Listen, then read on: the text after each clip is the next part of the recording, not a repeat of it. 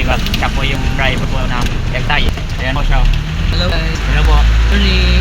Yan, napaka-antunan, nakabayad. Yung kanyang ginagawa sa kapwa ay para sa tulong. Yung guys, on the way po kami sa pupuntahan po namin din sa Pupunta po kami ng Santa Rita ngayon. Sa Olongapo. Ayan. From now on, andito po kami ngayon sa Sa Maulan. Ano to? Barreto. Nandito po kami sa Barreto. Sa Barangay Barreto, Olongapo City.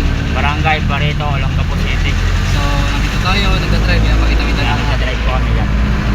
Yan, papunta po kami ngayon dahil may susundin po kami sa Kapatiran. Kapatiran. Susundin po namin kasi emergency. Kasi umuulan po ngayon, maampon. Nakikita po natin guys yan, may tumapatak. Mga patak-patak kayo, no? Ayan, Mga patak. mga natin. Yan. Yan guys. Kaya ang masabi ko lang, lagi lang po tayo mag-iingat at saka wag po lang po tayo mag-pag-asa. Yan. Saka mag-ingat lang din po tayo sa daan. Yan, ganyan po. Sa mga driver, motorista, mag-ingat Tama, po tayo. tama. Yan. Huwag masyadong mabilis sa pagmamaneho. Yan, tama yun guys. Lalo na pag lisensyado po kayo, kailangan maingat po kayo sa kalsada. Yun. Respetado po kayo guys sa kalsada, hindi mainitin ang ulo.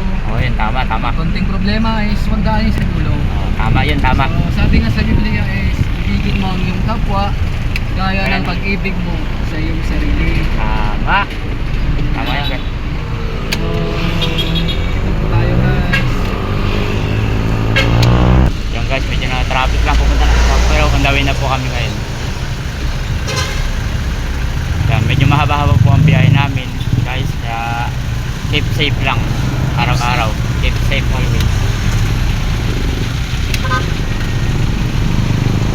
Kaya diretso. Okay. Yan guys, kung nakikita nyo po yan. Ayan, You are now living in Subic, Sambales. Sambales. So nandito tayo sa boundary ng Sambales. So itong lugar po natin ay napakaganda po. Ayan, Oh. maganda po siya. Napakaganda pong tanawin Kasi dito pakita sa mo yung lugar. tanawin namin. Ng tanawin. Ay, hindi pa pwede may backyard.